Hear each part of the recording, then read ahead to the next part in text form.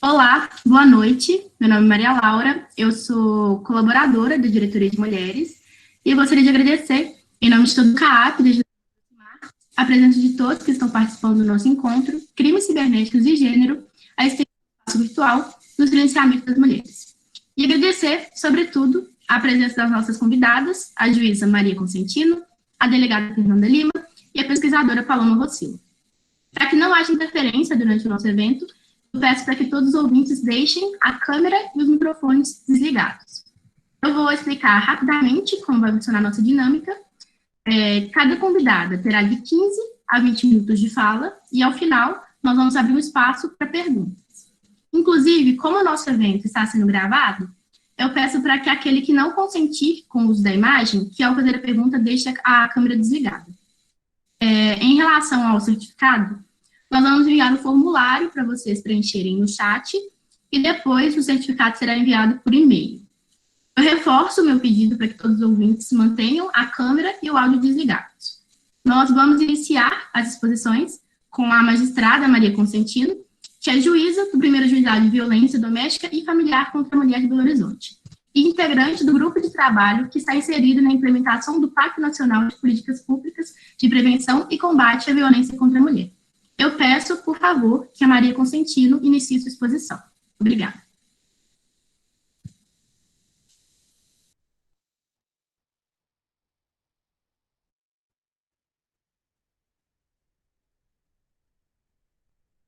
Você precisa desmutar o seu microfone. Oi, gente. Estão me ouvindo? Estão me ouvindo? Pode responder, Sim. por favor? Ah, sim. Laura, Ana Laura, que está falando comigo? A Elisa está aí também? É Maria Laura. Eu estou aqui. Só um minutinho, por favor. Minha filha chegou aqui. Só um minuto. Vamos começar só um minuto. Ô, filha, eu estou aqui na palestra. Desculpa, gente. Maria Laura, Elisa, é uma alegria muito grande estar aqui com vocês, ainda que virtualmente, né? Que pena, gostaria que fosse pessoalmente. O Centro Acadêmico Afonso Pena, os alunos da Universidade de Minas Gerais, a Universidade Federal de Minas Gerais, pessoas presentes, caríssimas pessoas, tem algumas pessoas que eu convidei, já estou vendo aqui, verificando que estão presentes. É importante esse evento, né? A Elisa, tudo começou com um contato pelo Instagram, e eu fico muito feliz da gente estar podendo executar esse contato e esse projeto.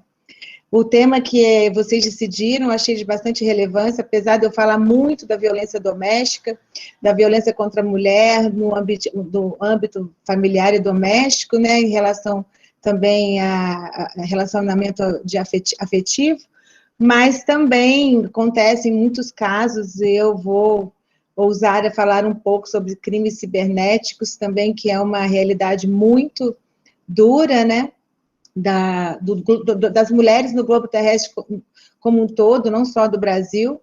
Eu sou magistrada há 22 anos e 4 anos estou à frente dessa vara de violência doméstica, ouvindo mulheres todos os dias que sofrem todo tipo de violência, todo tipo de agressão, inclusive a violência física. Então, são mulheres que perdem tímpano, quebram o nariz. É muito comum, de 8 a 10 mulheres todos os dias, e isso me tocou de uma maneira muito profunda e me fez pensar muito e querer realmente contribuir com a minha parte nessa mudança de paradigma, mudança de comportamento na sociedade, que mulheres morrem e são violentadas simplesmente por serem mulheres, e quando não perdem a vida, são subjugadas, né? A violência psicológica é muito presente, violência sexual. Os dados do Brasil são alarmantes. O Brasil é o 5º lugar no ranking de 83 países que praticam feminicídio. Isso significa que são contados cadáveres. E é o mais triste que nós estamos apenas atrás de países subdesenvolvidos, tirando a Rússia, El Salvador, Colômbia, Guatemala, e temos que mudar essa realidade. No Brasil morrem 3 mulheres por dia.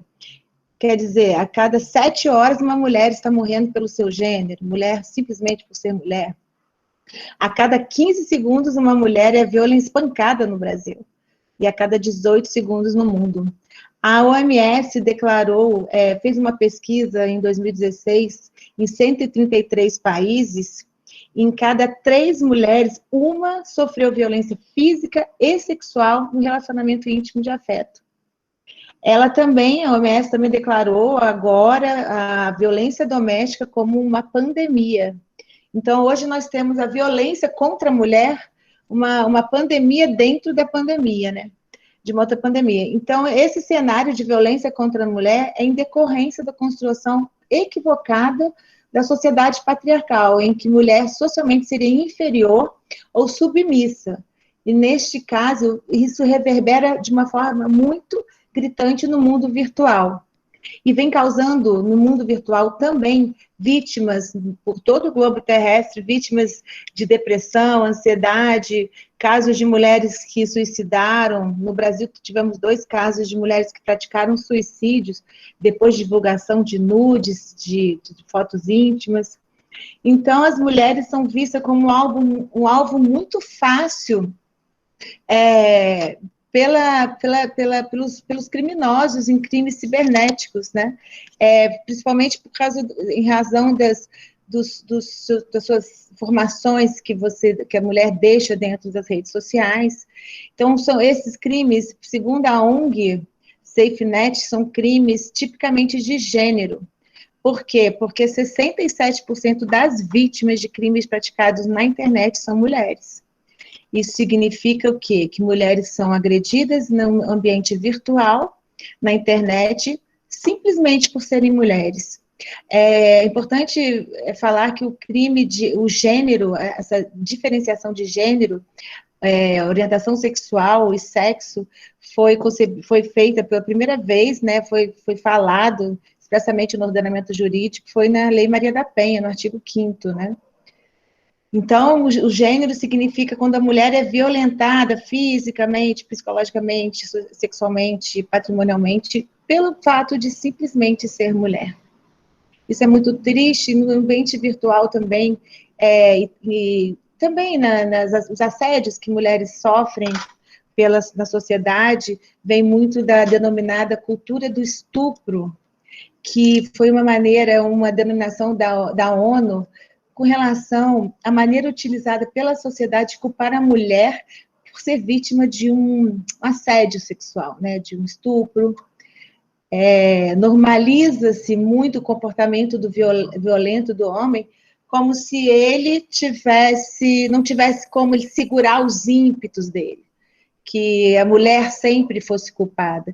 Isso no ambiente virtual significa o quê? Que a mulher está sempre disponível para, quando adota determinado comportamento na internet, quando tira uma foto, quando ela fala o que ela quer, o patriarcado, o machista, acha-se no direito de perseguir, de julgar. O julgamento feito pela internet é um julgamento muito cruel, né? Que hoje se fala muito no cancelamento. Os crimes cibernéticos, sob a perspectiva de gênero, são crimes... A primeira vez que se falou em crime cibernético, que houve uma invasão de privacidade, foi, não sei, acho que vocês são todos bem novinhos, não sei se vocês sabem do caso da Carolina Dickman, em 2012. Então, ela teve invadido o notebook, o hacker pegou suas fotos e divulgou, então ela lutou muito e foi acrescentado um artigo, né, o 154A do Código Penal, que tipificou a divulgação de documento objeto de invasão. Só que nesse momento, até então, apesar de já termos a Lei Maria da Penha, que foi promulgada em 2006, não havia nenhuma conotação de gênero, foi prevista a punibilidade, né, da pessoa, do hacker, que invadisse os seus documentos pessoais dentro do seu computador e fizesse a divulgação. Só que, a partir daí, nada se falava com relação a gênero. Então, assim, com certeza, homens e mulheres são vítimas dessa conduta de invasão, então outros documentos, não só fotos. Depois, outro crime que se foi, mas aí foram 6 anos, né, para vir a tipificação da pornografia de vingança, tipificada pela Lei 13.718, 2018. Então, foi inserido o artigo 208C, né, parágrafo único, no que tange a divulgação de fotos, cenas de sexo, nudez, pornografia, de mulheres sem o seu consentimento e com o aumento da pena no caso de relação íntima de afeto, que se aplica no caso da Lei Maria da Penha. Porque a Lei Maria da Penha se aplica a violência de gênero, não sei se vocês sabem, e a violência de gênero praticada contra a mulher, nesses 5 tipos de violência que já falei, e dentro de 3 âmbitos, que é o âmbito doméstico, o âmbito familiar e na relação íntima de afeto. Então, a pornografia de vingança, é engraçado que eu assumi a vara, era muito comum, eu fiz muitos julgamentos e audiências de divulgação de fotos íntimas de relacionamento por vingança. Aquela época se aplicava apenas os crimes contra a honra, então a pena de injúria, por exemplo, 6 meses, muito baixa.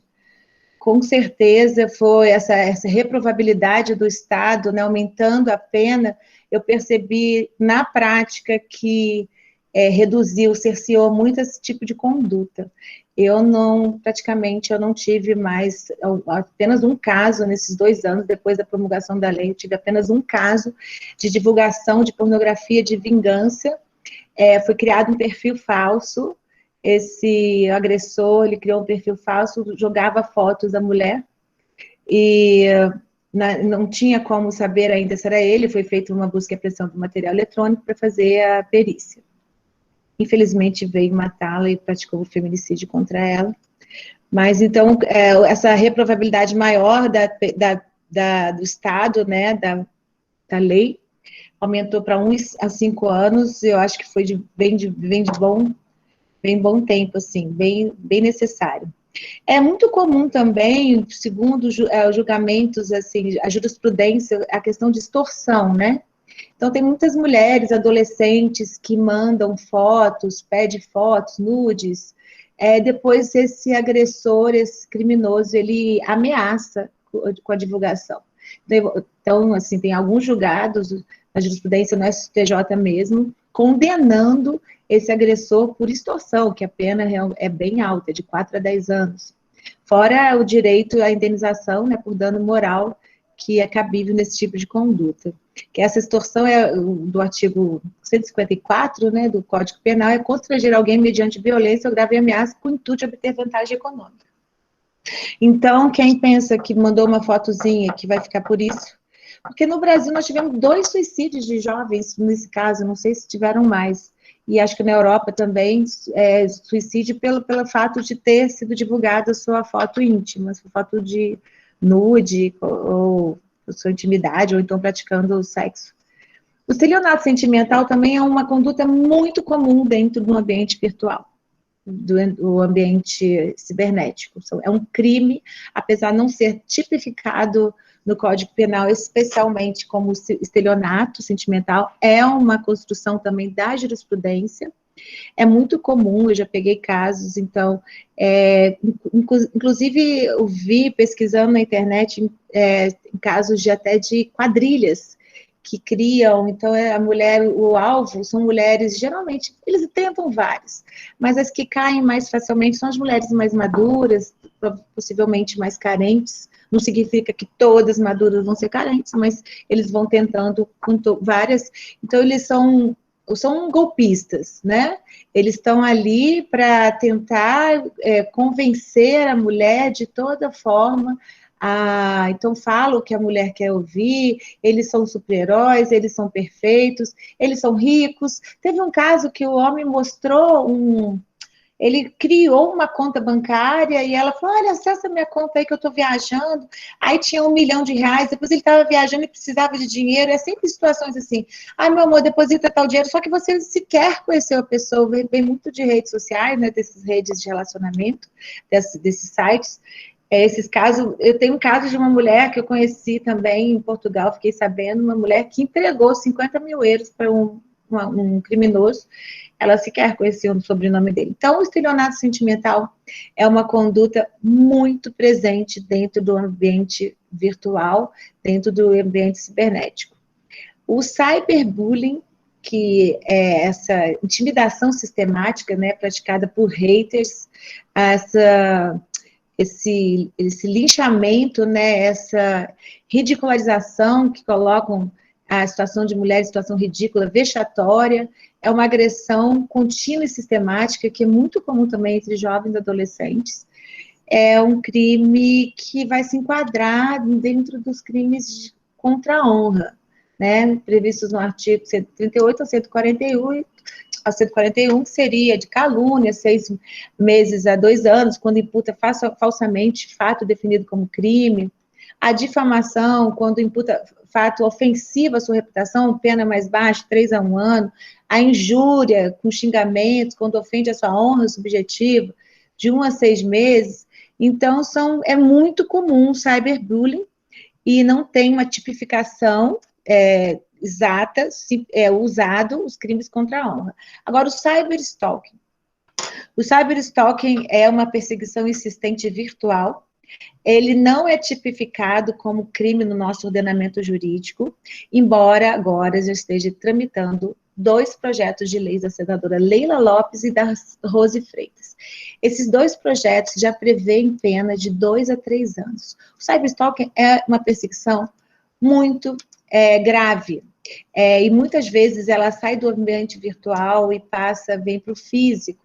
Nós temos, nos Estados Unidos, já foi tipificado como crime desde os anos 90, quando, no caso, foi uma atriz, a Rebecca, ela teria minha idade hoje, coitada, ela tinha 20 anos na época, ela foi vítima de feminicídio do seu perseguidor, do seu stalker. Ele perseguiu e a matou. Vira uma obsessão, né? Então, é uma conduta muito grave. Os Estados Unidos rapidamente tipificou isso como crime. Aqui no Brasil tem um caso de cyberstalking praticado quando uma atriz também, uma apresentadora, que é a Ana Hickman, se não fosse a intervenção do seu cunhado, ela possivelmente poderia ter perdido a vida, porque ele entrou decidido a matá-la dentro do hotel, do quarto de hotel. Só que o cyberstalking também não é uma conduta praticada apenas entre famosos, mas também entre mulheres também, repito aqui, é crime tipicamente de gênero, que a maioria das vítimas sempre são mulheres. Então, é um crime de gênero, a Ana Hickman. Agora tem casos de mulheres, e muito também da relação íntima de afeto. É o que eu pego muitas vezes lá no fórum, e agora na quarentena já peguei alguns casos, e a gente percebe que realmente houve um aumento dessa conduta. Parece não, as operadoras declararam, né, informaram que houve um aumento de 30% do uso da internet agora na quarentena. Então, com esse aumento do uso da internet, certamente o abuso também aumentaram. Essa ONG, SaferNet, tem um dado informando que aumentou 27% a prática de crime cibernético contra mulheres agora na quarentena. E eu peguei alguns casos, peguei um professor perseguindo a menina, e são casos graves porque quando você consegue limitar o seu perseguidor através dos usos das ferramentas que a rede social te dá, e ele para por ali, tudo bem, você pode bloquear, mas quando ele começa a insistir, é muito importante não se calar, porque todos esses crimes de gênero, o grande amigo da violência, o grande obstáculo do combate à violência é o silêncio. O silêncio. Então, todas as vítimas, geralmente, a mulher, ela carrega, no caso, no crime de gênero, muita culpa. Então, ela se sente culpada por tudo. E nos crimes desses também ela se sente culpada, porque ela acha que ela se expôs, então ela não sabe como agir. É importante quem está nos ouvindo aqui, nos assistindo, servir como multiplicadores para levar essa informação para as mulheres que não pode, se você tem uma amiga que está sendo já vítima de um cyberstalking, não pode se calar, porque o cyberstalking gera uma depressão profunda, baixa autoestima, ansiedade, trauma pós-estresse, são vários problemas psicológicos e tem como ser evitado rompendo o silêncio, né? Quebrando o silêncio, denunciando. E se Deus quiser, infelizmente, por enquanto, quando se faz uma denúncia de cyberstalking, vai ser imputado, vai ter o benefício do juizado especial, porque vai ser uma contravenção penal de perturbação da tranquilidade, pena de 15 dias a 2 meses, uma transação penal, mas esse projeto já está no Senado, já está bem adiantado, da senadora Leila Lopes, eu não sei qual dos dois vão ficar, porque da Rose Freitas, ela prevê que todo cyberstalking, todo stalking seja inserido na medidas protetivas da Lei Maria da Penha. Eu concedi até uma medida protetiva dentro da questão de stalking, era uma pessoa, entre pessoas desconhecidas, eu concedi pelo poder geral de cautela do juiz, e entendendo que ali, uma analogia, que teria uma relação da parte do agressor de afeto, porque ele começou a perseguir, ele começou a achar que a mulher era a esposa, ele tratava uma moça como se fosse esposa dele, publicava fez um Instagram, só tinha foto da mulher, minha esposa hoje faz aniversário, e ele nem conhecia esse agressor, e eu dei a medida protetiva, mandando ele parar, só que tem entendimentos que não pode, porque tem que ser feito, não o juiz, a vara de violência doméstica não teria competência para isso, mas no caso do projeto da Rose Freitas, ela já quer colocar exatamente todos esses casos dentro inseridos na Lei Maria da Penha. A Leila Lopes não, mas todos aumentam a pena para 2 a 3 anos. Enfim, a maneira de reduzir essa prática, né, todas essas práticas de crimes cibernéticos, através do romper o silêncio, mulher denunciar, e acho que vai ser o que a nossa doutora Fernanda, já vi que ela está presente, vai falar, com certeza, como delegada, sobre a questão de apurar esses crimes, fazer a denúncia, ou também através de conhecimento, né? Então, é através do que a gente está fazendo. Eu uso muito meu Instagram para divulgar, eu decidi fazer isso agora na quarentena, está se resultando, assim, ótimos frutos, as mulheres conversando, falando, porque eu acho que eu não poderia ser egoísta, guardar os meus conhecimentos, né, me despertar da forma que eu despertei para essa questão do gênero, do respeito, de ver que metade da humanidade sempre foi subjugada, que a gente tem que mudar isso, e fazer a minha parte, que é trazendo conhecimento. Então, com certeza, trazendo conhecimento e rompendo o silêncio. As mulheres têm que denunciar, porque não há força, como eu gosto de sempre concluir minhas palestras, né, eu sempre acho que é muito bom, né, eu fiz um histórico aqui dizendo que 2012 teve a Lei Carolina Dickmann, 2006 foi a Lei Maria da Penha, teve tanta resistência com a lei, durante 7 anos se discutiu se ela era constitucional ou não, com certeza ela não é, o STF disse que não havia uma inconstitucionalidade formal, que você tinha que tratar com desigualdade para igualar, né, os desiguais até se igualarem, aí o STJ vem e decide que a presunção da mulher, no caso da Lei de Maria da Penha, é presumida, né, a vulnerabilidade, desculpa, foi um caso julgado no caso da Luana Piovani, que ela pediu medida protetiva, isso em 2008, então, assim, hoje se fala muito mais, então, assim, você vê que a educação, campanha X Vermelho, várias campanhas, várias pessoas, várias entidades, a sociedade civil, estou vendo aqui que a Marilene tá, do Grupo Mulheres do Brasil, do Comitê da Violência Doméstica, faz um trabalho brilhante, fizeram uma cartilha, a gente faz palestra, então, assim, essa divulgação toda, né, trazendo conhecimento, que é a forma que a gente vai romper e vai mudar essa realidade. Porque, como eu sempre termino minhas palestras, né, que eu gosto de falar, uma frase de Victor Hugo, não há força capaz de mudar uma ideia cujo tempo tenha chegado.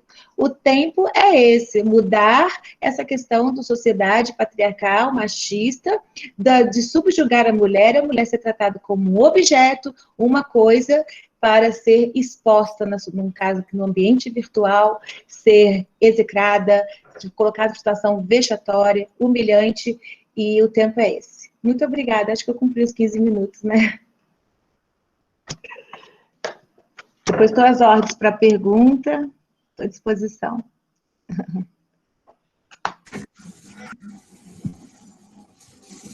Eu agradeço a Juíza pela exposição. Eu reforço o pedido de que os ouvintes vejam sua câmera e seu microfone ligados durante o evento. Agora, eu passo a palavra para a pesquisadora do Instituto de Referência em Internet e Sociedade, graduanda em Direito pela UFMG, Paloma Rossini. Obrigada. Boa noite. Eu só vou abaixar um pouco a minha câmera, porque acho que vai ficar melhor para mim. Pronto. Você está me ouvindo? Maria Laura, você está me ouvindo? Tá sim, tá longe. Então, tá bom.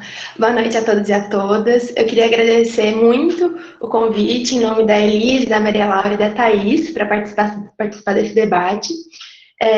Especialmente porque após a popularização da internet lá na década de 90, nós começamos a utilizar a rede para desempenhar atividades muito essenciais, como trabalhar, construir conhecimento, manter vínculos afetivos com pessoas que estão distantes fisicamente. Só que essa popularização, ela não veio acompanhada de uma leitura e de uma participação crítica da rede. Então, por exemplo, a gente possibilitou que crianças usassem a internet sem antes pensar os possíveis danos desse uso. A gente começou a aplicar legislações criadas em outras décadas para casos totalmente novos, sem às vezes fazer a devida correspondência com o contexto tecnológico.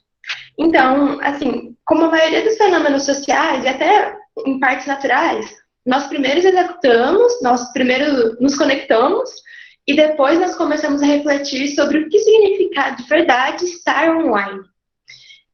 Só que o isolamento e a consequente intensificação do uso da internet para trabalhar, para a gente ter a aula, enfim, para as atividades que a gente fazia antes presencialmente em locais e agora estão sendo feitas na internet, aumentou a preocupação e a importância que a sociedade dá aos possíveis problemas que o uso indevido da internet pode acarretar.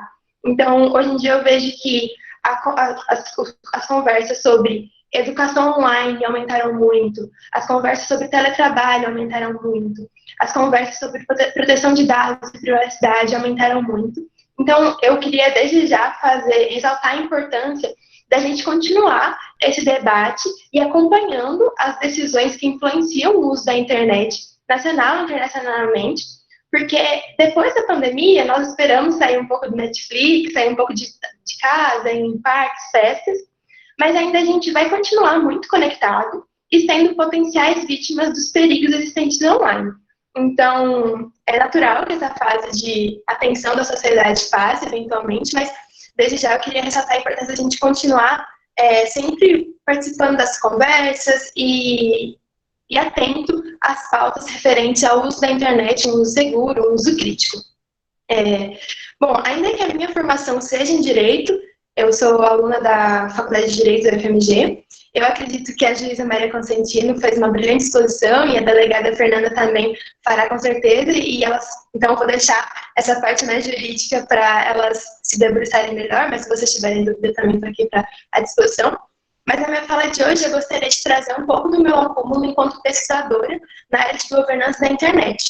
Porque como o próprio nome da live diz, hoje a gente está conversando sobre crimes cibernéticos. Ou seja, duas variáveis estão necessariamente presentes na nossa conversa. O crime, que é estabelecido, julgado e a sanção é aplicada pelo Estado, de acordo com as regras do Estado, que são baseadas em princípios democráticos, que são baseadas em processos legislativos próprios do Estado, e o cibernético, que tem relação com o fato dos crimes serem executados por meio da internet. E esse meio, a internet, faz toda a diferença para a tipificação, julgamento e o combate ao crime. Para explicar um pouco melhor a diferença entre os crimes cibernéticos e os crimes executados sem o intermédio da internet, eu queria trazer um exemplo. Então, vamos pensar que todos os moradores de Belo Horizonte, por exemplo, estão sujeitos às normas municipais que são estabelecidas pela Prefeitura, pela Câmara dos Vereadores, seguindo os ritos formais, enfim, estabelecidos constitucionalmente nas leis. Por exemplo, há 6 dias atrás, foi aprovada uma lei aqui em BH que obriga as pessoas a usarem máscaras e quem não usar máscara em ambiente público vai ser multado pelo órgão competente. Mas além de estarem submetidos à legislação belo-horizontina, os moradores de BH também estão sujeitos à legislação brasileira feita em âmbito da União. Então, por exemplo, se algum morador de BH cometer um homicídio, ele vai estar sujeito ao Código Penal, que é uma lei nacional. Então, a gente tem essas esferas, né, do poder municipal, estadual e o nacional. Agora, vamos pensar um pouco no que acontece na internet. Por exemplo, se um usuário do Facebook está sujeito às normas que a própria plataforma elabora, que são as chamadas políticas de comunidade. Então, se um usuário fizer algo que viole as políticas da comunidade, por exemplo, fazer uma postagem difamatória, a empresa Facebook pode excluir a postagem, pode excluir a conta do usuário, ou ela pode diminuir o alcance daquela postagem. E daí a gente vai para o primeiro problema do crime efetuado por meio da internet ou nessas plataformas. As políticas da comunidade são normas estabelecidas por um ente privado. O Facebook, o Instagram, o Twitter não precisam seguir os procedimentos democráticos e legislativos que o Estado precisa seguir. E muitas vezes são esses procedimentos que garantem segurança para os cidadãos, que garantem que aquelas normas são feitas de acordo com o interesse da sociedade, que aquelas normas são feitas de forma constitucional, respeitando nossos direitos fundamentais. Então, é muito possível que dentro da política de comunidade do Facebook, do Instagram, do WhatsApp, enfim, dessas redes sociais, dessas plataformas da internet, tenham normas que são injustas e que, quando aplicadas, restringem liberdade de expressão do usuário ou violam outros direitos fundamentais. Então, nessa situação, ainda que não fique caracterizado um crime cibernético, é possível que fique caracterizada uma violência de gênero, porque muitas vezes essas políticas de comunidade, as normas que as empresas privadas elaboram, essas normas proíbem manifestações que utilizam o corpo como forma de expressão. E esse tipo de manifestação é muito utilizado na luta por direitos sexuais, por direitos reprodutivos e na luta pela causa feminista no geral. E além disso, muitas vezes essas empresas têm políticas bastante amplas e permitem algumas postagens e algumas expressões que são relacionadas a discurso de ódio. E a gente sabe que a maioria das vezes, e muito do discurso de ódio que é proferido na internet, ataca mulheres. Então, esse é o primeiro ponto que eu queria destacar. É que na internet, essas empresas privadas têm um poder muito grande de limitar, proibir e estimular condutas que podem reforçar violências contra mulheres. Então, e além disso, considerando que essas empresas, as grandes empresas de rede social, que a gente vê, que a gente usa, que todo mundo está usando, e que operam no modelo de rede social, elas estão sediadas majoritariamente em países do norte global, especialmente nos Estados Unidos e na Europa. Então, ainda que o Instagram, o Twitter, o Facebook, eles tenham sim que respeitar a legislação brasileira, nós vemos a prática de um fenômeno chamado colonialismo digital.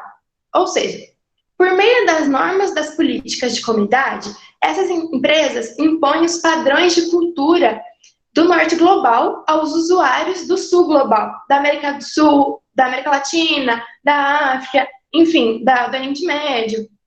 E essas normas, elas não consideram os costumes e os contextos locais.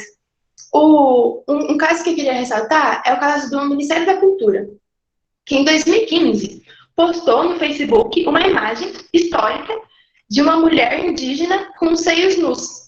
E a imagem foi bloqueada pelo Facebook. Provavelmente porque aquela imagem deveria desrespeitar alguma diretriz da política de comunidade. Provavelmente a diretriz de não divulgar imagem de nudez. Só que aquela imagem, ela tinha um contexto. O Ministério da Cultura, à época, né, não decidiu levar o processo adiante para a justiça, mas ele levou o caso para discussão na Organização dos Estados Americanos. Acontece que essas políticas, elas são feitas, então, por esses entes que estão no norte global, então eles têm essa carga do norte global, eles impõem esses padrões do norte global. E quando a gente posta alguma coisa na rede, existem dois tipos de análise que as plataformas podem fazer. Elas podem fazer análise humana, então alguém denunciou uma postagem minha falando que era uma postagem que não deveria circular naquela rede, e um moderador, que é uma pessoa humana, vai avaliar se aquilo realmente não deveria estar lá. Mas elas também podem ser analisadas por algoritmos, que são padrões que são formados por programadores. E esses programadores colocam naqueles padrões os seus próprios vieses e seus próprios preconceitos. Então, geralmente, a maior equipe de programadores, né, de engenheiros dessas empresas também são do norte global. Então, também tem essa carga, esses preconceitos desses países. Então, é muito importante. Então, assim, considerando a força que esses atores privados têm no estabelecimento de condutas praticadas online, é essencial que qualquer tentativa de diminuir a violência de gênero praticada por meio da internet seja elaborada em conjunto com esses atores privados. Na governança da internet, no ecossistema da governança da internet, a gente fala muito sobre multissetorialismo. Vamos tentar fazer uma analogia. Aqui no Brasil, a gente vive, né, um Estado democrático de direito, até segunda ordem, mas a gente vive esse Estado, e o princípio democrático é baliza para o nosso Estado para a construção de qualquer lei. Isso significa que as nossas leis precisam ser construídas com uma participação popular, via audiência pública, via consulta pública, enfim, é necessário que a população participe da construção legislativa, da formulação de políticas. Na internet, não existe um Estado que seja dono da internet. Não tem como a gente falar que os Estados Unidos é o dono da internet. Não tem como a gente falar que a Alemanha é dona da internet. Porque a internet, ela é uma rede de redes, ela é muito descentralizada. Isso é uma coisa própria da arquitetura da internet. E nunca vai ter um dono da internet. Então, a gente fala muito sobre uma governança multissetorial da internet.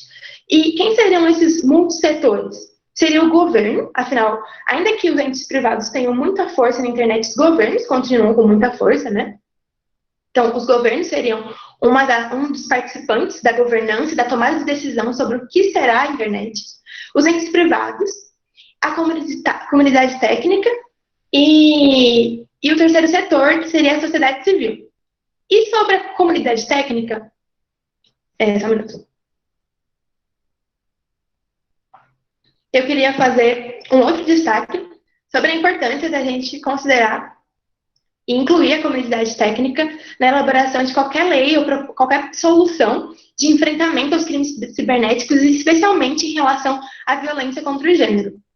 Hoje em dia, atualmente está tramitando o PL das fake news, muitos de vocês devem estar sabendo, está tendo uma mobilização bastante forte da sociedade em torno desse PL. E esse PL, ele foi aprovado, inclusive, ontem, foi aprovado no Senado e agora ele vai para a Câmara. Só que esse PL, ele muda o regime de responsabilidade que hoje a gente tem para as plataformas. Hoje em dia, se alguém fizer um post ofensivo em alguma dessas redes, e eu me senti ofendida por aquele post, eu quero tirar aquele post da rede. Eu preciso recorrer à justiça e um juiz vai analisar se aquela minha reclamação é legítima. Se ela for legítima, ele vai obrigar a rede, a plataforma, a tirar aquele conteúdo. E se a rede não tirar aquele conteúdo, daí ela vai ser sancionada, vai ter uma pena aplicada.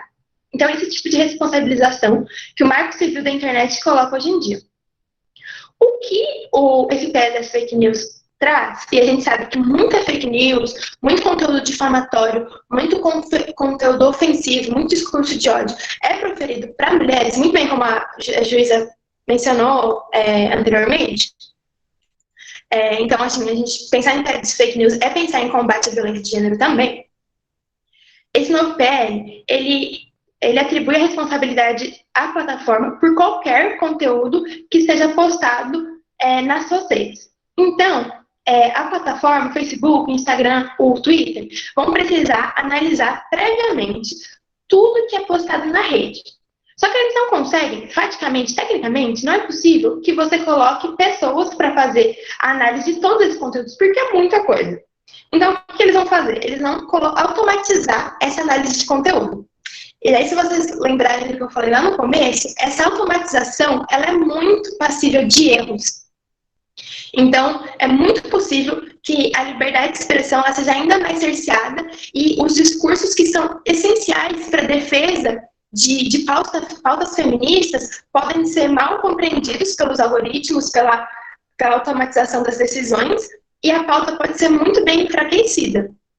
A Coding Rights e o Internet Lab, que são duas organizações que defendem os direitos digitais e que pesquisam o assunto há muito tempo, fizeram em 2017 um relatório para a ONU sobre violência contra a mulher na internet. O relatório é muito interessante, eu vou deixar o link aqui no chat para vocês. E eles elencam vários tipos de violências que podem ser amplificadas na internet e criadas na internet. E eu queria destacar o tipo de violência de censura, porque a maioria dos pedidos para a justiça que tem relação com a violência contra a mulher na internet pede a retirada de conteúdo. Então, pede a retirada de ofensa, de publicações que são ofensivas, pede a retirada de conteúdo de nudez que foi publicado de forma não consentida. Só que também tem a possibilidade da violência ser via impedir a mulher de se pronunciar na rede. Então, esse relatório da Coding Rights do Internet Lab traz alguns casos, eu vou ler para vocês. Por exemplo, um caso de censura que também é uma violência contra a mulher. O meu perfil em redes sociais foi bloqueado por denúncias coordenadas. Existem ativistas feministas que, pela ala conservadora, pela área reacionária, são muito atacadas. E, por exemplo, se elas têm o perfil delas na rede e uma ala conservadora faz uma reunião e fala, a gente vai cair esse perfil ativista feminista. Eles bombardeiam de denúncia, o Facebook entende que aquela conta não é legítima, afinal ela teve muita denúncia, e retira do ar aquela conta de uma ativista que pauta a causa feminista. Um outro relato. Meu ex-marido me persegue nas redes sociais e vive denunciando minhas fotos com minha filha, ao ponto do meu perfil ter sido derrubado algumas vezes. Isso entra na parte de stalking, que a juíza falou anteriormente. Então, um stalker pode ameaçar e perseguir muito uma pessoa, uma mulher na rede e denunciar o perfil dela, e o Facebook entender que aquele perfil não é um perfil legítimo. Então, esse é um dos casos que configuram violência contra a mulher na internet e que às vezes são mais omissos, né? Que a gente não considera tão claramente como uma violência. Eu acho que o meu tempo está quase acabando. Eu vou me deixar aberto, então, para perguntas. Se alguém quiser fazer uma pergunta, se tiver mais tempo depois para a gente debater. Mas é basicamente isso.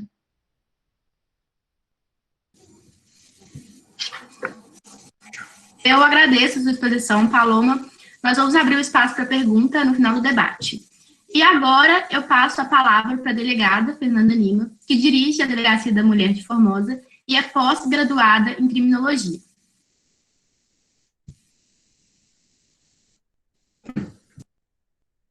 Olá, pessoal, boa noite. Tudo bem com vocês? Primeiramente, eu queria agradecer ao Centro Acadêmico Afonso Pena, da Universidade Federal de Minas Gerais, pelo convite. Eu estou muito feliz por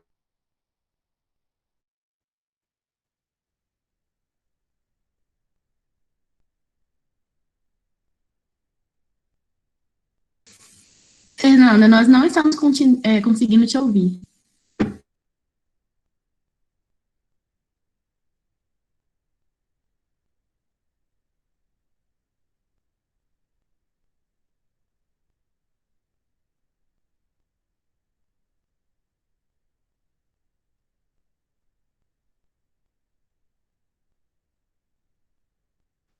Fernanda, talvez se você entrar e sair de novo, funcione.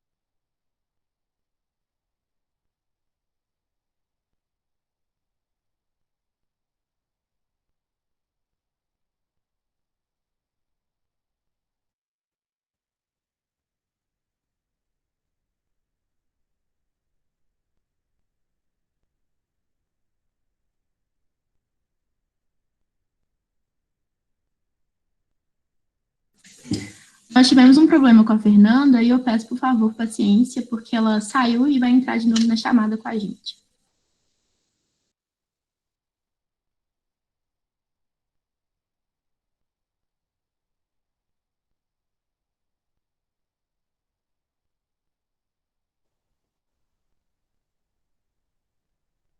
Fernanda, tá dando certo? Oi, pessoal, vocês estão me ouvindo agora? Sim, estamos. Vocês estão me vendo também? Tá ok? Sim. Ah, tá. Peço perdão, então. Tava tudo ótimo e, de repente, logo na minha vez, deu algum problema na internet, mas vamos lá. Então, eu queria agradecer o convite do Centro Acadêmico, queria dizer que é uma grande honra, uma grande alegria te virar um pouco a luz aqui para mim. Quero dizer que conheço Belo Horizonte, tive a oportunidade de participar de um evento promovido pelo Ministério Público Mineiro, a respeito das diretrizes para investigar os feminicídios, junto com a ONU Mulheres, então foi uma grande alegria. Bom, eu sou Fernanda, sou delegada de polícia há 6 anos, temos aí, nesses 6 anos, solucionados mais de 3 mil casos de violência contra a mulher, que nos dá aí uma ideia, uma amostragem bastante relevante, significativa, desse fenômeno social que, infelizmente, atinge e abarca, acaba com vidas, né, de mulheres, com seus psicológicos, com suas histórias, mas que, ao mesmo tempo, trabalhar numa delegacia da mulher te dá a oportunidade de ajudar a reescrever tantas e tantas histórias das mulheres que nos procuram. Os passos até uma delegacia, eles são os mais longos na vida de uma mulher. É muito difícil romper o silêncio e procurar ajuda. Isso que a doutora Maria Consentino disse na exposição dela. Daí a importância da gente pensar em movimentos nas redes sociais, a gente utilizar a internet como uma ferramenta para movimentar, mobilizar e dar visibilidade a esse tema tão importante que é a violência contra a mulher, a violência doméstica. A Exposed é uma dessas tags, é um desses movimentos sociais e digitais que estão surgindo nas redes sociais. Para quem não sabe, e aí quem estiver aqui no chat quiser ir conversando ao longo aqui da apresentação, vai dizendo se vocês já ouviram falar desse termo, se fizeram parte de alguma forma, ou conhecem alguém que participou. O Exposed é uma tag, uma hashtag, que é utilizada por mulheres, principalmente por mulheres, para relatar situações de abuso, situações de violência que elas tenham sofrido ao longo da sua vida. Ela é muito importante, esse tipo de movimento e o uso dessas ferramentas, para que você forme uma rede de apoio, para que você se fortaleça. Quando a gente percebe, enquanto mulher, enquanto pessoa, que a nossa história, a nossa dor não é só nossa, a gente ganha força para, inclusive, procurar a polícia e fazer uma denúncia. Mas a Exposed não substitui a importância de procurar também a polícia para fazer uma denúncia formal para as autoridades.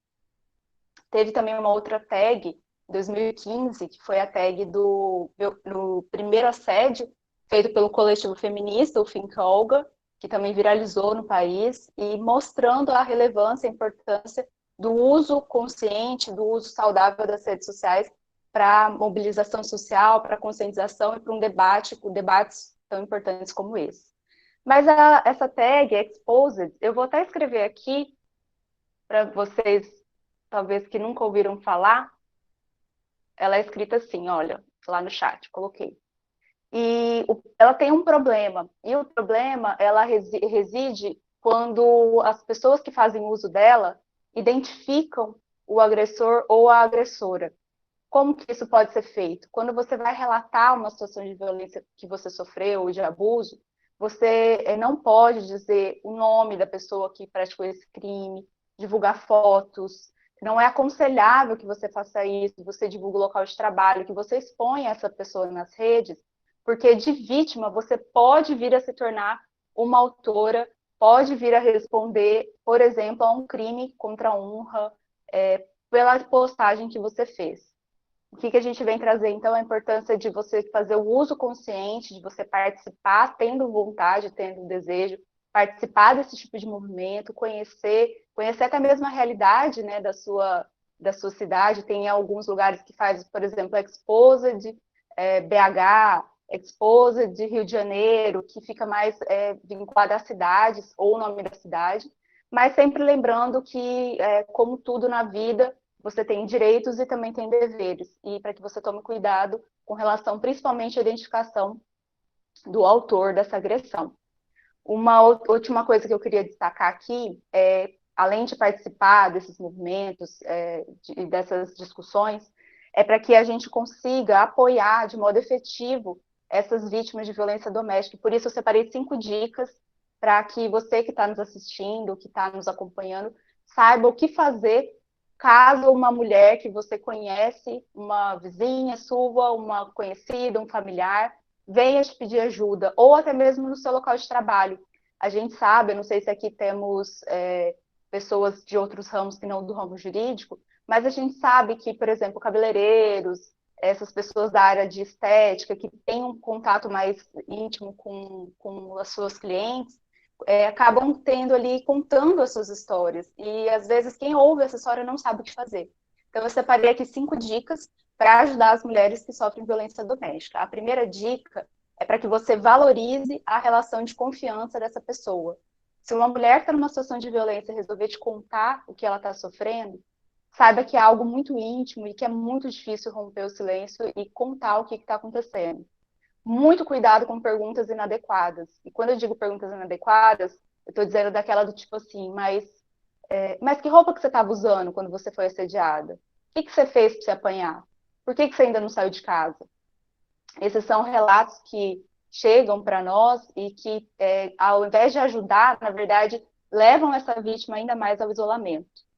A segunda dica é para que você conheça os serviços de proteção da sua cidade. Eu vi aqui que tem pessoal, inclusive de outros estados, e eu faço essa pergunta para vocês. Você conhece os serviços que estão disponíveis? Você sabe se na sua delegacia existe uma delegacia da mulher? Você sabe onde ela fica?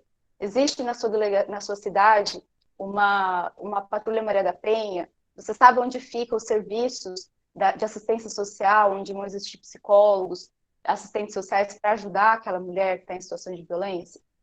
É importante, conhecer esses serviços é fundamental para qualquer cidadão, não apenas para quem está, eventualmente, numa situação de violência. A terceira dica é para que você seja capaz de ouvir com atenção. Ouvir com atenção significa esquecer o celular um pouquinho de lado e não interromper. Pode parecer bobagem falar isso, mas quando a gente lida com esse tipo de caso, nós mesmos na Delegacia da Mulher, a gente já percebeu um padrão de atendimento onde a cada atendimento ele tem uma duração em média de 40 minutos a 1 hora para se atender uma vítima. Porque ela não vai chegar na delegacia totalmente pronta, certa, ela vai passar por várias coisas vão passar pela mente dela, ela vai ter medo, ela vai querer recuar, ela tem dúvidas, ela vai chorar, ela vai desabafar. Então, para você ter uma ideia, se numa delegacia, um atendimento corriqueiro, de dia a dia, a gente já sabe, já está preparado para que esse atendimento dure de 40 minutos a 1 hora, você que é uma pessoa leiga e que não atua diretamente nessa área, já é importante que saiba que é um atendimento demorado, é uma conversa demorada, difícil, e nesse momento o que ela precisa é que você saiba ouvir, que você saiba ouvir com atenção, sem julgamentos, sem interromper e até mesmo sem distrações, por exemplo, sem ficar mexendo no celular. A quarta dica é para que você não demonstre medo ou pavor. As histórias são pesadas, são difíceis, às vezes você vai ouvir coisas que você nem imagina, não demonstre nenhum tipo de asco, não demonstre reservas para essa mulher que está te contando essa história, porque ela está confiando em você e está em busca de ajuda. A quinta dica é para que você, e eu acho que é uma das mais importantes, é para que não sejam feitas promessas. Quando eu falo promessas, eu falo no sentido de não dizer que tudo vai acabar bem, que vai ser rápido. Não é rápido. Romper o ciclo da violência é um processo difícil, doloroso, demorado, necessário, e muitas das vezes essa vítima pode vir a reatar o relacionamento com esse agressor, e aí você vai dizer para ela, mas gosta de apanhar, já falei para largar, e tantas outras coisas que a gente ouve na sociedade ou mesmo na delegacia, nas histórias que nos contam. Então não faça promessas, fica ao lado, apoie, esteja junto, que eu tenho certeza que você, com essas dicas, essas atitudes, vai conseguir salvar uma vida e realmente reescrever uma história de uma mulher que está em uma situação de violência. Eu quero destacar aqui, divulgar também, aproveitar a oportunidade para divulgar o meu canal, que é o @FernandaDelegada, no Instagram, no Facebook, no YouTube. Inclusive, essas dicas que eu acabei de dizer, eu tenho um vídeo que eu gravei falando sobre isso, com mais informações, com essas dicas e outras informações, e tantas outras, como e onde denunciar, se a violência doméstica aumentou na quarentena. Estou fazendo agora uma série de vídeos também sobre golpes na internet. Então, a gente, como a doutora Maria Consentino, que também foi uma grande surpresa, uma feliz surpresa, coincidência, porque nós vamos continuar esse assunto, né, doutora, daqui a alguns dias, no dia 14, que nós vamos fazer uma live, eu e a doutora Maria Consentino, e foi uma feliz alegria, realmente, pela possibilidade de a gente conhecer profissionais tão dedicadas e também coletivos como o de vocês, grupos, que se interessam pelo tema, e eu tenho certeza que todos juntos a gente vai conseguir fazer a diferença e melhorar a sociedade como um todo. Era essa a minha exposição e também ficou à disposição para perguntas. Muito obrigada.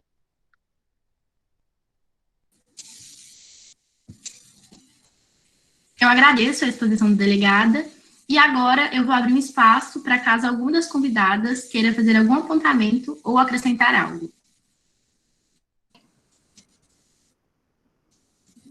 Oi.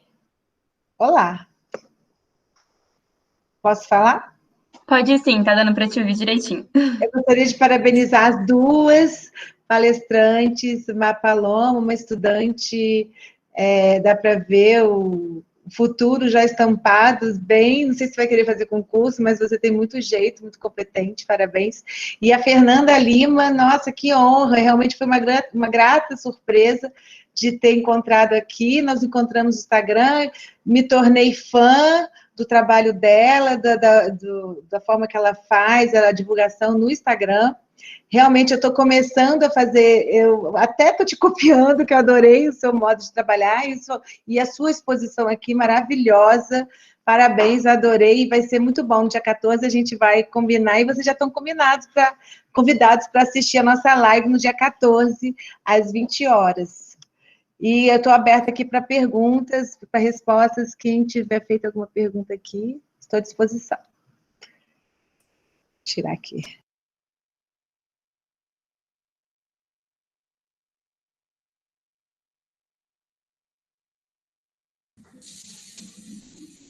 Mais alguma convidada quer fazer acrescentar alguma coisa? Eu queria só fazer um comentário, agradecer também às palestrantes, é uma honra dividir esse espaço com vocês. Eu acompanho o trabalho de vocês nas redes, eu acho muito importante, inclusive, ter pessoas tão capacitadas que vivenciam a situação, que lidam diariamente com a questão da violência doméstica, falando sobre o assunto e com um grau de conhecimento muito alto. Então, parabéns pela atuação prévia de vocês e pelas exposições. Eu gostaria só de acrescentar a importância e a valorizar mesmo o trabalho da SaferNet, que a juíza Maria Consentino mencionou, e eu reforço aqui. A SaferNet é uma ONG internacional, mas também tem a SaferNet Brasil, com uma atuação mais local, que trabalha ativamente para a visibilidade e para acolher vítimas de crimes cibernéticos ou pessoas que tiveram qualquer outro problema relacionado à disponibilização de dados, de forma indevida na internet, ou pessoas que sofrem cyberbullying, ou quem está com problemas de saúde mental nas redes. A SaferNet possui uma equipe de psicólogos que diariamente estão disponíveis para conversar sobre perigos online, sobre comportamentos negativos online, e eles também são um canal de denúncia, assim como o Ministério Público, a Delegacia da Mulher, a Delegacia de Crimes Cibernéticos são canais de denúncia, são meios de denúncia, a SaferNet também. E quem quiser dados sobre crimes cibernéticos, sobre o uso da internet no Brasil, a SaferNet também tem um compilado com muitos dados e indicadores sobre o tema. Então, aproveito para deixar a dica para quem se interessa sobre o assunto.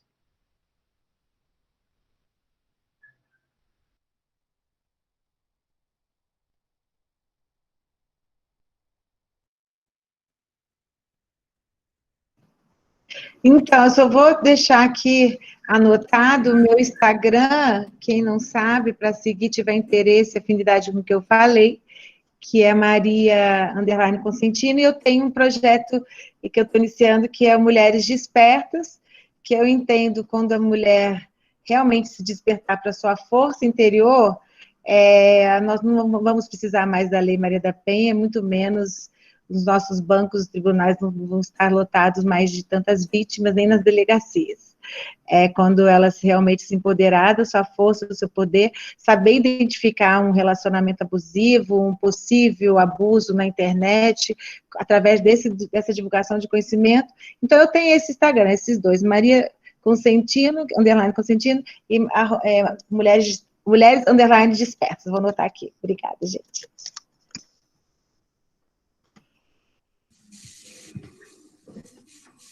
Agradeço mais uma vez as exposições. E agora eu vou abrir as inscrições para pergunta. Então, quem quiser perguntar, por favor, coloque o nome no chat, que eu vou chamar por aqui. Já temos uma inscrição. Matheus Leme, por favor, pode perguntar. Olá, boa noite a todas e todos. Bem como já foi apresentado, meu nome é Matheus, sou estudante do segundo período, sou uma pessoa que se interessa bastante pelo assunto de crimes cibernéticos. E como eu sou um estudante muito recente, eu gostaria de perguntar sobretudo à juíza e à delegada, e também a Paloma, que trouxe uma exposição maravilhosa e excelente. Meus parabéns às três, inclusive, pela exposição. E a minha pergunta é direcionada para a seguinte questão. Nós, enquanto futuros juristas, que, claro, estamos tendo uma nova visão de como o direito ele deve ser aplicado, diferentemente daquilo que acontecia, né, algumas décadas atrás, como nós devemos, em si, olhar para essa questão, para esse desafio dos crimes cibernéticos, sobretudo quando ele está falando, né, de maneira gritante sobre a exclusão de públicos, ou até mesmo a perpetuação de grandes questões, como, por exemplo, o machismo, como, por exemplo, também a marginalização dos públicos LGBTs, ou também a marginalização de públicos com deficiência, inclusive nas mídias sociais. Essa análise ela deve ser por analogia, visto que ainda não existe muitas leis positivadas nesse sentido, ou nós temos que analisar pelo princípio do bem geral, pelo princípio da razoabilidade. O que vocês pensam que nós, enquanto futuros juristas, devemos olhar, né? Como, né, nós devemos olhar para esses desafios que estão aí postos? Bem, essa é a minha pergunta. Agradeço pelo espaço. Eu vou responder primeiro, depois eu passo para a delegada, Fernanda. Parabéns, Matheus, pela sua explanação e gostei da sua colocação falando sobre ser um novo futuro jurista. E o que eu vejo de vocês, né, eu tenho 30 anos de formada, 22 anos de magistratura, 2 de defensoria pública, e o que eu percebo hoje que vocês estão sendo formados e criados com esse conhecimento da perspectiva de gênero, os crimes de ódio que você falou aí, são os crimes de ódio, né, na internet ou também no mundo físico, com relação às agressões às minorias, né, de menor representatividade na sociedade. O mais importante é conhecimento. Como você falou, assim, realmente, alguns crimes, eles não têm... algumas posturas, elas não estão, assim, tipificadas exatamente, mas tem por analogia, tem como aplicar. Então, assim, a questão da LGBTfobia, por exemplo, muitos desse movimento não querem uma diferenciação de lei para eles, não é a intenção deles, que eles querem serem tratados, e é realmente de direito, ser tratados em igualdade, mas eu acho que seria importante ter mais leis, sim, que vislumbrasse, que defendesse essas minorias, que é importante, como foi a questão da Lei Maria da Penha, que foi um divisor de águas muito grande na questão do machismo, do empoderamento, da autonomia da mulher. Então, eu acho que tem que ter mais leis com relação ao machismo, ao racismo, a questão da LGBTfobia. Então, acho que tem que ter mais legislação, sim, que o Estado tem que dar mais resposta. Mas, enquanto não, e vocês estão sendo formados dentro desse contexto hoje, despertos, né, para essa realidade, para para essa situação de desigualdade, crimes de ódio na internet. Então, acho que vocês têm que lutar mesmo, fazerem representação diante da representação policial, representação do Ministério Público, denúncias, notícia crimes, não se calar, né? O que foi eu e a doutora Fernanda falamos sobre a questão do silêncio, né? Nessas situações, que são crimes praticados geralmente na clandestinidade, né? Dentro do silêncio imposto pela sociedade patriarcal, historicamente, no caso do racismo, no caso do machismo, eu acho que do racismo com o patriarcado, com o feminismo, eles caminham junto nessas lutas. Elas não, acho que é impossível separar a luta antimachista e antirracista. Porque eu sempre falo, não adianta você falar que você não é racista. Eu acho que tem que ser praticado um verbo, né? Como eu ouvo muitas pessoas falando nesse movimento agora, Black Lives Matter, que no caso que não basta você falar, eu tenho amigos negros. Não basta você dizer, eu não sou machista, eu tenho mãe, irmã. Não, é um verbo. Eu sou antimachista, eu sou uma pessoa que luta por uma sociedade igualitária, né? Eu sou um antirracista. Então é isso, parabéns, espero que eu tenha contribuído com a sua pergunta respondida. Passar para a Fernanda.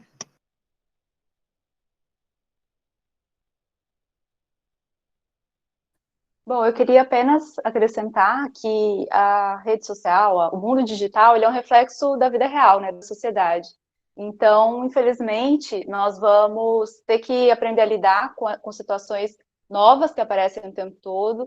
A lei, ela nunca vai conseguir alcançar o tempo todo tudo de novo que está surgindo. Inclusive, a gente tem visto aí perfis que fazem mal. Eu até fiz um vídeo também há umas 2 semanas, que foi bastante difundido, falando sobre um perfil na rede social que está aterrorizando as crianças e adolescentes. E aí as pessoas, pais, mães desesperados, mandando mensagem, meu filho não para de chorar, o que eu posso fazer? E é isso, a gente precisa aprender a lidar com isso o tempo todo e cobrar também dos nossos políticos que sejam feitas aí não apenas leis penais que vão endurecer, mas também políticas públicas que vão trazer aí um maior espaço para mulheres, para grupos minoritários, para que no mais tardar a gente consiga uma sociedade melhor para todo mundo. Nossa, eu tenho que só refalar aqui que esse vídeo da doutora Fernanda é incrível. Aliás, te conheci através desse vídeo. Gostei muito, parabéns, fantástico.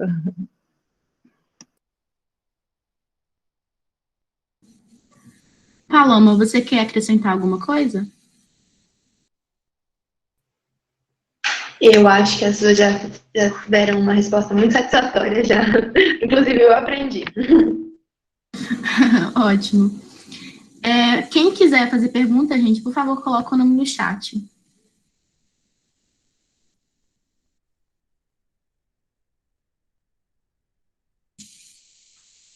Clarice, pode fazer sua pergunta, por favor? Olá, boa noite. Eu gostaria de perguntar como que é averiguado o acontecimento do cyberstalk para, a partir dele, emitir uma medida protetiva? Então, é para mim, né, na questão da medida protetiva, mas eu posso responder. Depois a doutora Fernanda e a Paloma podem complementar. O cyberstalk, quando é em decorrência de relação íntima de afeto, né, ex-namorado, ex-marido, ex-companheiro, pode imediatamente ser pedida a medida protetiva para ele cessar também com essa perseguição, né? O cyberstalker é uma perseguição pela internet.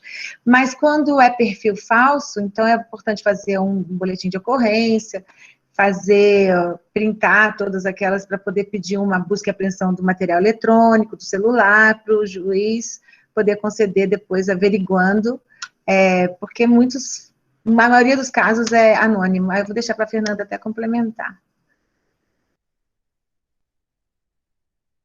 Eu queria aproveitar a oportunidade, até que a gente está no grupo acadêmico, para, não sei se todos aqui sabem ou fazem estágio em delegacia, mas para saber o caminho de uma denúncia, né? O que a gente tem que fazer caso você seja vítima de algum crime, ou como profissional você vai acompanhar uma vítima e que tipo de orientação você deve dar a ela. Então, como funciona? Fui vítima de um crime, agora. Bom, se o fato está acontecendo agora, nesse momento, você está sendo agredido, injuriado, ou está sofrendo algum tipo de crime, e o agressor está presencialmente, né, ali na sua frente, você deve chamar 190, a polícia militar, que vai prender esse agressor em flagrante.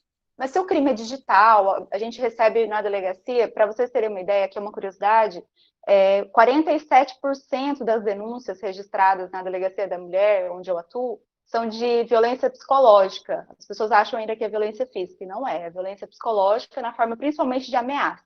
E as ameaças, elas podem ser presenciais ou digitais, podem ser através de ligação telefônica, mensagem de texto, e muitas delas também são pelo meio digital. Então, como é feito isso? A gente solicita que a vítima tire prints dessas mensagens, e aí entra também o cyberstalking, né? Essas pessoas, elas acabam deixando rastros no meio digital, então você deve printar essas provas, levar até a unidade policial mais próxima. Se tiver uma DEAN, uma Delegacia da Mulher na sua cidade, procure a DEAN, que lá tem os profissionais mais capacitados, com essa perspectiva de gênero para te atender. Você leva essas informações para a delegacia.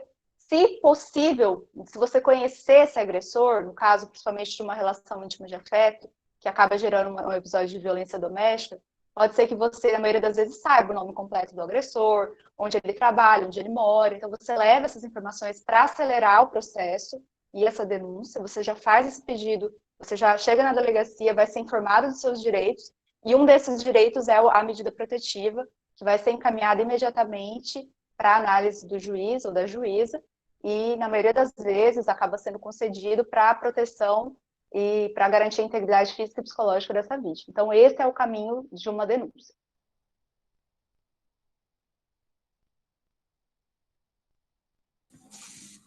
Ok. Agora eu vou chamar a Ludmila Silva para fazer a pergunta, por favor. Boa noite a todos, boa noite a todas. Primeiro, queria agradecer a exposição das palestrantes. Foi de muito engrandecimento, aprendi bastante hoje na noite de hoje com vocês, então muito obrigada. Sou aluna da Vetusta também, estou na metade do curso, e eu queria aproveitar a oportunidade para perguntar tanto para a delegada Fernanda quanto para a doutora Maria, se na experiência delas, lidando com esses casos, né, ali na prática, a delegada com as denúncias, a doutora Maria já com os casos, né, e com os processos em andamento, se elas têm percebido ao longo dos anos uma diferença da postura das próprias mulheres, assim, em relação a esses casos, de conhecer um pouco mais seus direitos, de saber reclamar, né, chegarem lá e sentirem realmente que foram ofendidas com certas atitudes e que elas têm ali um direito a alegar, que existe de fato um desrespeito ocorrendo com elas e que elas podem sim alegar, podem sim reclamar. E eu queria saber, na experiência de vocês, se vocês têm sentido assim, uma maior conscientização das mulheres em relação aos seus direitos e a essas violências ao longo dos anos. É isso, gente. Muito obrigada mais uma vez. Doutora Fernanda, pode responder, depois eu complemento. Nós temos visto uma mudança real, prática, de as mulheres, primeiro, elas virem o quanto antes na delegacia, na cidade onde eu atuo, que é Formosa. Quem não conhece Formosa, fica 80 quilômetros de Brasília, fica em torno da capital federal, e nós, desde 2014, quando eu assumi, nós passamos a fazer campanhas permanentes de combate à violência contra a mulher. É uma cidade de médio porte, de 120 mil habitantes, e as pessoas ouvem muito rádio, tem aquele hábito ainda interiorano de estar sempre ouvindo rádio. Então, a gente faz o esforço para toda semana ir na rádio, para levar um tema, algum debate, alguma discussão, redes sociais, campanhas, mobilizações em escolas, Marcha da Mulher nós já fizemos, né, que é aquela caminhada, aquela passeata que para o centro da cidade, capacitação para profissionais, capacitações voltadas para a perspectiva de gênero, eventos em universidades, em escolas. Então, a gente tem visto com grande alegria que as mulheres, quando elas têm acesso à informação e aos seus direitos, elas não esperam o pior acontecer. A gente percebe, inclusive, lá na DEAN, que as mulheres, quando começa a haver uma perturbação do sossego, já estão procurando a delegacia. Então, o que eu quero dizer com isso? Por exemplo, o ex-namorado começou a ligar demais para elas estão se sentindo incomodadas, elas já procuram a delegacia, já querem a medida protetiva, já querem dar um basta, elas não estão esperando o ciclo da violência. Vocês sabem o que é o ciclo da violência? Todo mundo aqui? Senão eu posso explicar rapidinho o que é o ciclo. Elas não esperam esse ciclo agravar, e ela já procura imediatamente a delegacia da mulher e faz os seus pedidos. A gente tem visto que quando a gente leva informação para as mulheres, elas ficam realmente mais empoderadas, elas se valem desses direitos e vão em busca realmente de uma vida melhor, uma vida livre de violência. Não, é verdade.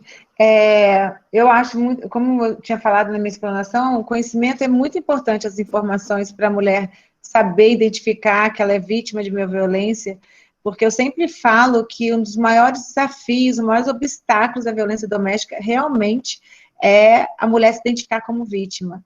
E são várias questões, né, que fazem ela ter dificuldade. Primeiro, a nossa sociedade, as mulheres são criadas para ter o sonho do casamento perfeito, do final feliz. Então, é muito difícil você reconhecer que você teve, o seu projeto é falido.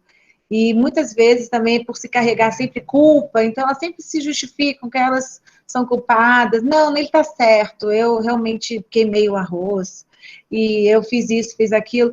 E a falta também de apoio. No caso da doutora Fernanda, com a marca dela, a jurisdição dela está fazendo um trabalho brilhante, por isso que as mulheres estão sendo incentivadas, porque, por exemplo, tem várias pesquisas no CNJ, soltei uma pesquisa recente, que apenas 1/4 das mulheres que sofrem violência reporta essa violência à autoridade policial. Tem uma recente lá de São Paulo que que 52% das mulheres que sofrem violência também não procura a delegacia, não procura a autoridade policial. Então, assim, agora, a pergunta da Ludmila foi o que eu sinto com relação às mulheres quando eu estou fazendo instrução. No meu caso, já é a ponta, né?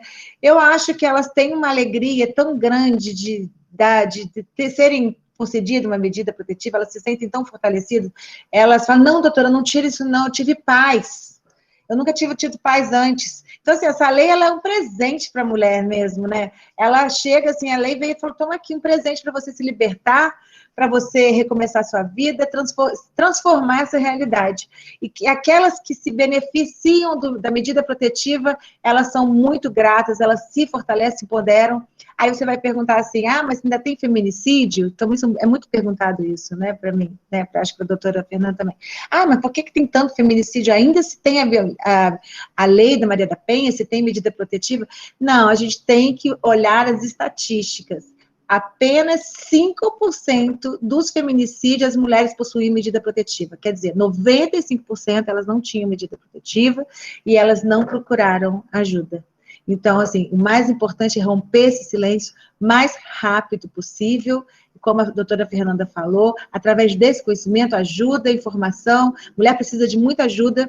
Esse ciclo da violência que ela acabou de falar, mas ela não complementou, ele é muito perigoso, porque começa com um momento, a fase de tensão, que é o xingamento, né? Então, assim, qualquer coisa dentro de casa é motivo de gerar uma tensão, uma discussão, o arroz está queimado, o chão está sujo, você está gordo, você está magro. Aí depois vem um momento de explosão, que é efetivamente quando chega, muitas das vezes, numa agressão física, aí depois vem a lua de mel.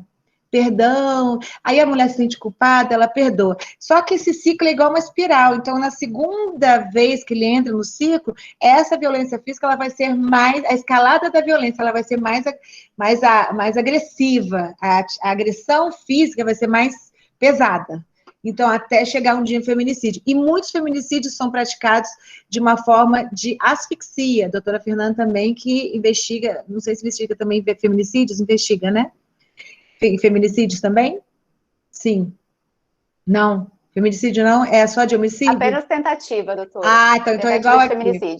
Tá igual aqui. Porque, mas geralmente, as tentativas de feminicídio, e esse feminicídio, porque tem estatística também, gente. A gente vai na estatística para poder falar. É muito de asfixia, porque o homem tem prazer de controlar o ar da mulher, a vida dela ali, e muitas vezes eles erram a mão, e muitas vezes ela acaba morrendo, e ela pedindo socorro. Então, assim, é muito perigoso, né? Você acha que você está numa relação, não vai acontecer nada, não bateu. Não, se você estiver dentro de um relacionamento com um homem abusivo, ele nunca foi um criminoso, ele nunca viveu à margem da lei, mas ele pode praticar um feminicídio. É muito sério. Eu queria só complementar, que agora me veio a memória, a questão de como combater, né, a violência contra a mulher, alguns pilares. Eu considero sempre 3 pilares no combate à violência contra a mulher. O primeiro deles é a visibilidade. A visibilidade, ela pode ser isso que a gente está fazendo aqui agora, que é discutir o tema, formar opinião, formar multiplicadores que vão levar essa discussão adiante, vão levar para dentro de casa. Nós também tratamos do acolhimento, e o acolhimento ele pode ser feito pela rede de proteção, por isso a importância de você conhecer os serviços disponíveis na sua cidade, conhecer o CRAS, o CRES, conhecer a delegacia da sua cidade, conhecer os serviços disponíveis. O acolhimento também pode ser feito por qualquer pessoa, através, por exemplo, das dicas que a gente trouxe aqui, para que você consiga apoiar essa vítima em situações de violência, e a punição, que é feita principalmente aqui representado pela doutora Maria Constantino, que é necessária, sim, para que a gente consiga levar aí um pouco de correção a esse criminoso, para que ele não sinta que ele pode fazer o que ele quiser e que nada de mal vai lhe acontecer. Então, que bom que a gente pode contar com juízas, principalmente mulheres, que são tão aguerridas e tão combativas no enfrentamento à violência contra a mulher, porque eu tenho certeza que o nosso olhar como mulher, ele é diferenciado, e ele com certeza vai ajudar tantas mulheres a saírem desse ciclo e realmente terem uma vida melhor e mais saudável. Eu acho que a doutora já explicou o que é o ciclo, então eu não vou precisar explicar. Obrigada. É importante falar também sobre as penas, né, que eu acho, assim que eu assumi, até hoje eu fico bem revoltada, tem que fazer esse comentário, para os alunos saberem que as penas são muito baixas. Então, assim, vias de fato, muito comum, mas é 15 dias. Então, o juiz faz a instrução, a delegacia faz aquela apuração, vem a denúncia, a gente faz a instrução, demora 1 ano, mais ou menos, vem 15 dias de pena. Mas, graças a Deus, isso vai mudar.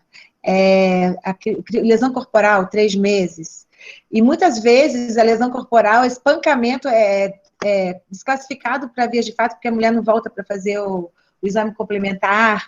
Então, assim, como aplicadora da lei, né, da pena, lá, da entrega da jurisdição, tal, da sentença, eu fico bem chateada, só que eu fiz parte desse grupo lá em Brasília, Ministério da Justiça, e a proposta foi criminalizar a contravenção penal de vias de fato, vai passar, já tem um projeto de lei, vai passar por pelo menos pena, eu queria mais, mas vai ser pena mínima de 1 ano, e a lesão corporal também vai aumentar.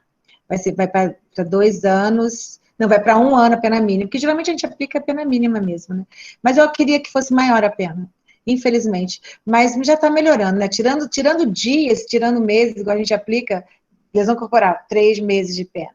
Eu fico muito chateada, para dizer a verdade, mas vai mudar, já vai melhorar. Já está tramitando já o projeto.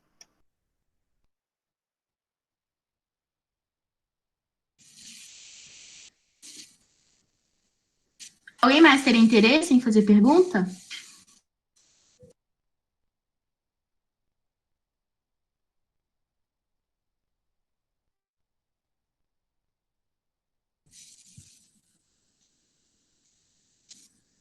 Bem, nesse caso, eu gostaria de agradecer as exposições de todas as convidadas. Eu tenho certeza que foi um encontro bastante produtivo e enriquecedor para todos os presentes. E eu agradeço mais uma vez, em nome do CAAP, da Gestão Reaproximar, a presença de vocês. Desejo uma boa noite e até a próxima. Obrigada.